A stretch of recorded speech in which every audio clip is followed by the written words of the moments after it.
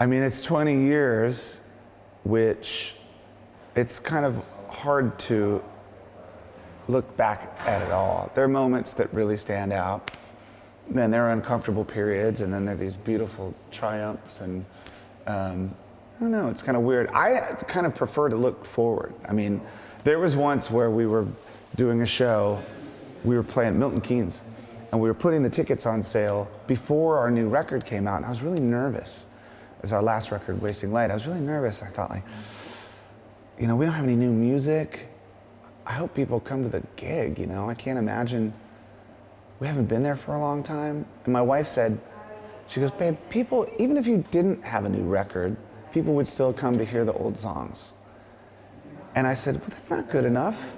Like, you want new songs. You don't want to just rely on your past. You want something to look forward to do more. So that's why we're constantly challenging and really trying to do something that we haven't done yet, not only for us, but for you, just to keep the whole thing fresh and alive, because after 20 years, you know, it's like any relationship. You gotta start doing some freaky shit after 20 years. Yeah. I can't remember, it was 20 years ago, it seems. I can't really remember, it was just fun. I just remember the excitement of it, the fun of it, just the having no idea what this is going to turn into, or if it's going to work, or whatever. It's just fun.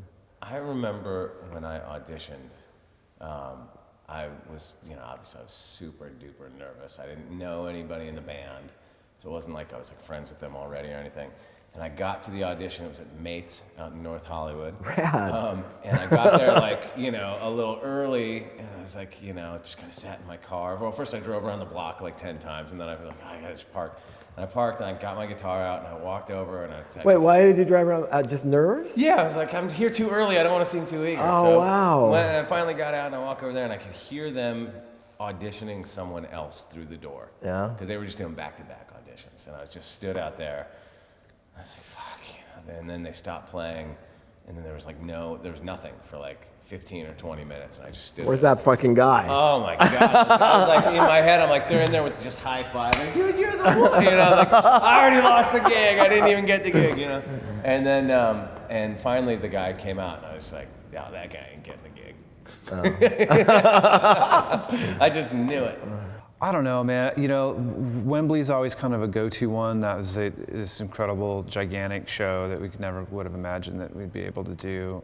This last project was the coolest thing I think we've ever done as a band, as a, you know, overall, you know, effort. It was really an incredible project on a ton of different levels. So I'm going to go with that. I'm going to go with making this last record.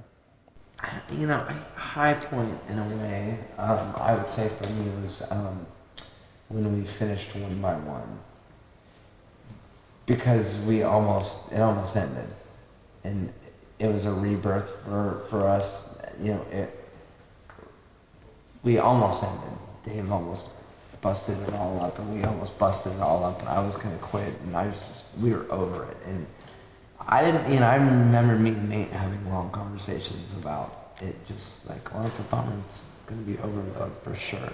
Like, it was done. And when we went and played Coachella as a broken band about to disband, and got up there and played and did what we knew what we could do best, and had a really great show.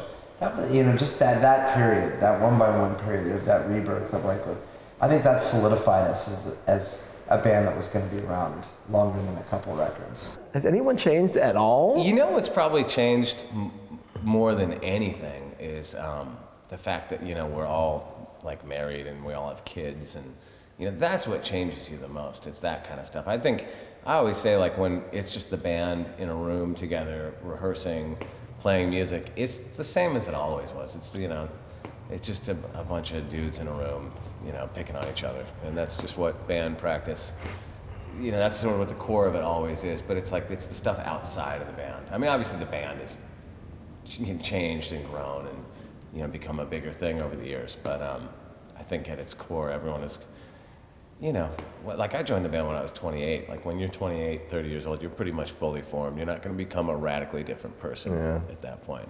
It's so funny, everyone's asking about Glastonbury, yeah. Yeah, I just tell everyone if they need a band, we're pretty good, and they should just give us a call. We'll see what happens.